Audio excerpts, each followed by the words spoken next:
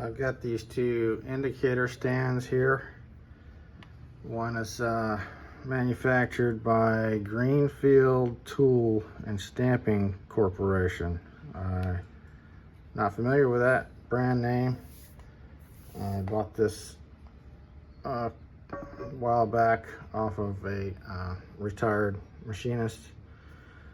This one, one of the things I don't like about it is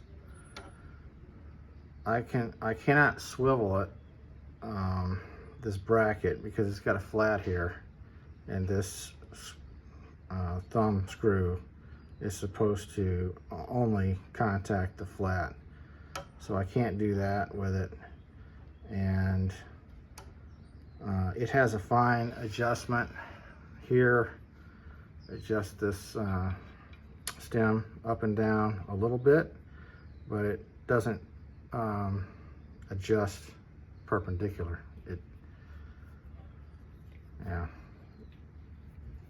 It cams, or whatever you want to call it. And I'm sure that there's a proper application for this that I don't use very often. The other thing that I don't like about it is it chatters sometimes. Let's see if I can get it to do it here. Not doing it now, but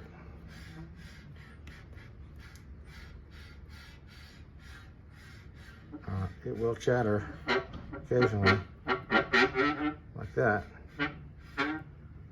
And this one does not. This one is the one that I made out of leftover parts. If you've got Toro equipment, you'll recognize this counterweight. And I drilled and tapped a 7/16 hole from the smaller holes. I think those were 5/16 or something. So drilled them out a little bit and then tapped for this 7/16 rod, which is bigger than 7/16 bolt. 7/16 bolt would be a little bit smaller.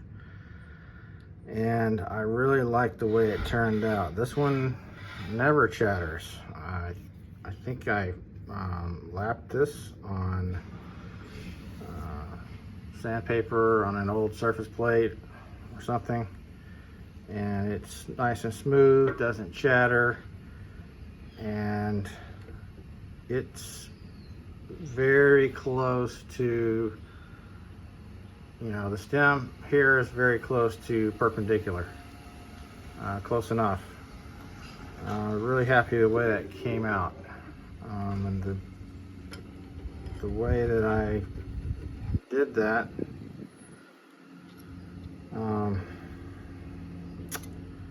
was with a 7/16 key.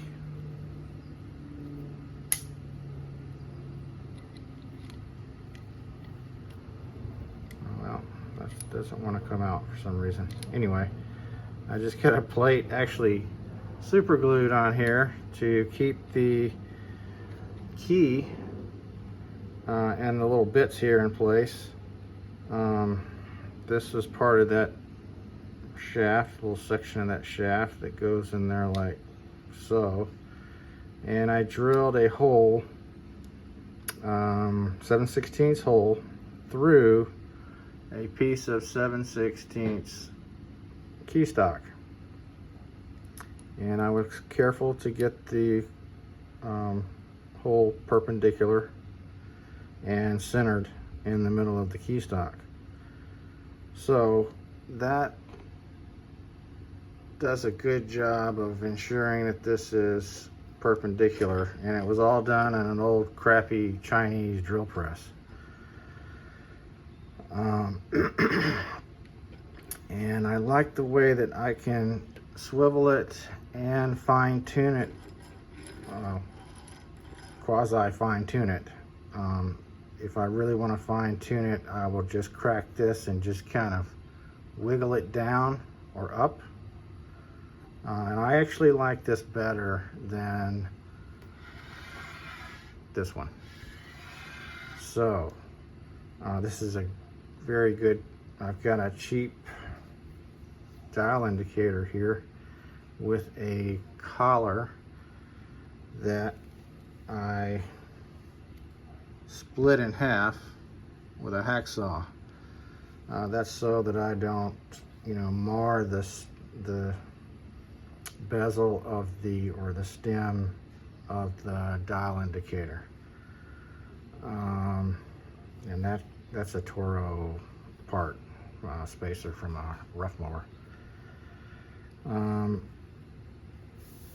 Excellent project for a beginner that wants to get familiar with drill press and these basic type of drilling and tapping operations.